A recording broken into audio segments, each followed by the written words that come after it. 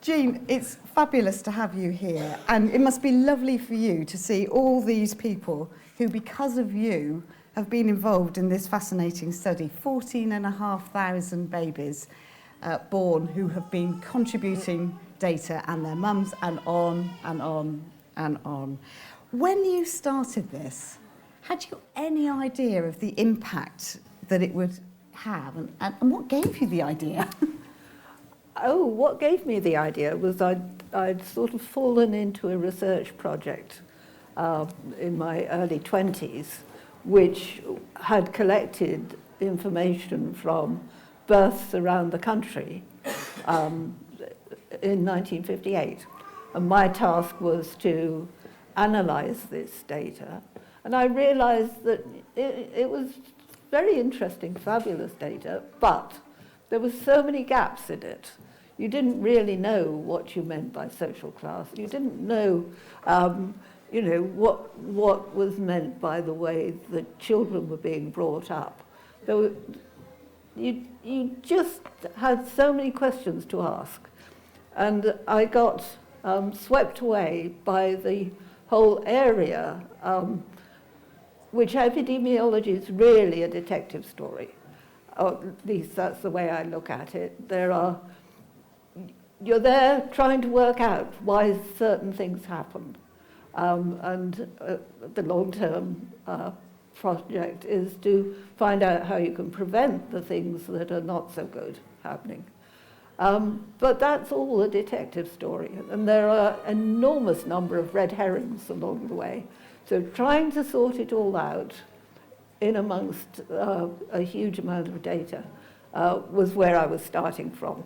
And so collecting things like blood samples and urine samples, pieces of hair, was all adding to the story and giving clues as to what was happening. I love it, because I think Children of the 90s is a thing of numbers, isn't it? Because I've got some of the stats here of some of the things. Now, what have you had? How many nail clippings did you take? Do you remember? Well, you obviously do. I can find it on my page, which I can't at this precise moment. But it was all sorts of things, wasn't it? Yeah. Thousands of things. I mean, it is amazing how many things that you thought about at that time. I mean, by its very nature, the whole endeavour has been completely collaborative. You've all relied on each other, haven't you, for this to happen? And how did you manage to persuade people that this was the thing to do?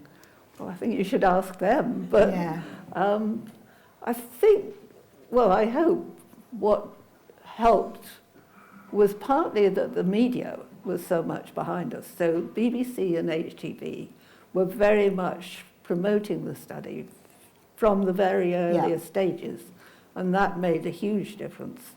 So, and you were always wanting stories that we can feed of results. So that was fabulous. And the local newspapers as well, and even national newspapers. But I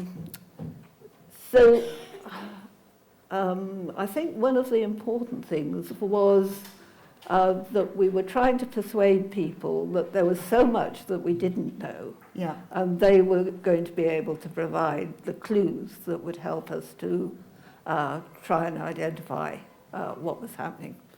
And our early questionnaires, and maybe they still do, always say, or said, that there's no right or wrong answers. We just want to know what's happening. Do you, as people who've been taking part in this, do you feel that you're part of this massive project? Do you feel pride in that? Yes. Yeah, I can imagine you do. What are you proudest about? Because we heard Nick mention things like, a couple of the things like the peanut allergy and, how babies sleep and all sorts of things. What's some of the things you're proudest of? Well, it depends on the day, What am I looking at now? I think a lot of it's to do with very simple things like, one of the things we've looked at is when should you start training your baby, potty training. So, the answer wasn't quite what was believed. It was, you should start before the age of 2. And things like that, which add to everybody's knowledge as to what is the best way to bring children up. And then there were things to do with what was happening when we were starting, which was there was a big focus on cot death. So sleeping position was important, but there were also things like keeping the room at a reasonable temperature. And I've just been analysing some of the results from that, because it's had a long-term effect. Just having a nursery thermometer on the wall where the baby was sleeping seems to have a preventive effect throughout the child's life. Haven't written it up. Well, I am writing it up, but Nick doesn't know about it yet because I haven't seen him. And I shouldn't be talking about it till it's published, but... Oh, God. I mean, moving on to that, it is extraordinary that you are still involved, still researching. Why? Is it just hard to give up, or is it just something that you absolutely know you want to continue with? Well, I enjoy it, so that helps.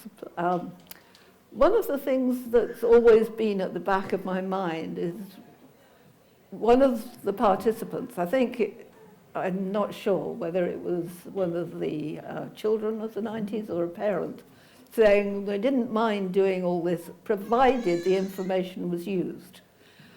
And, I feel sort of guilty if I'm not using it. But that's overcome by the curiosity and the fascination with the information you've given us. Nick was talking about how this probably will never be done again in the same way on this scale. But, when you started, it was actually quite a challenge to start it, wasn't it? Because of funding, for example, and persuade. Yep. Tell us a little bit about that. Yes, that was extremely hairy. And hairy is perhaps a very slight word to use for the traumas we went through. At the time, it was very similar to what Nick was saying. Nobody would fund a longitudinal study because it was going to take up so much money. So the Medical Research Council refused, the Wellcome Trust refused because they thought the government should be doing it.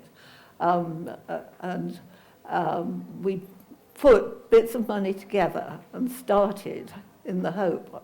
I knew we couldn't get further than the first 18 months. And we just hoped that something would turn up. And it was very obvious we were going to go into the red very quickly. And when you're doing a study of young babies, you need to keep up with them. You can't say, just, stop. I need to get some more money before I ask the next questions, because you needed to do it straight away. But fortunately, the University of Bristol at the time had a finance director who said, this is an important investment for the university, because what they could have done is shut us down. There were all sorts of reasons which I played to them, like that would be embarrassing for the city, for the BBC, who's backed us, etc. And somehow we persuaded the university to hide the fact that we'd gone into the red, but allow us to keep going and allow us to keep raising money. And we did gradually keep raising money. But it's always a struggle, as Nick knows. Yeah. But not in the red anymore. Not in the red anymore, says Nick. I was talking to a lady here, who I think is in the audience earlier, who was saying that she'd helped with, very first off, with measuring the babies. She said they started off doing it for nothing, and eventually you could take on more and more people. But it does feel as if this project has just captured everyone's hearts. You can tell that by the number of volunteers here, the people that have come. And you must be so proud of what you've achieved with the people of Bristol and for the city. Well, I feel like a matriarch, yes, obviously. My family, yes. Yeah. Do you, I know you're an academic and you're very interested in all, but do you like as well the fact that it has such a sort of sociability about this project? That Yes.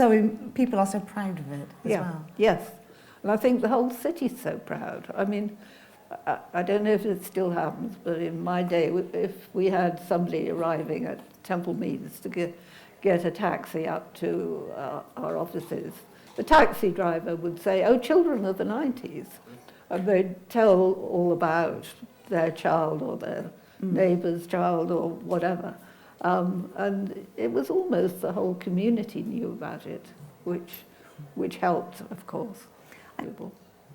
Where do you see the future going with this?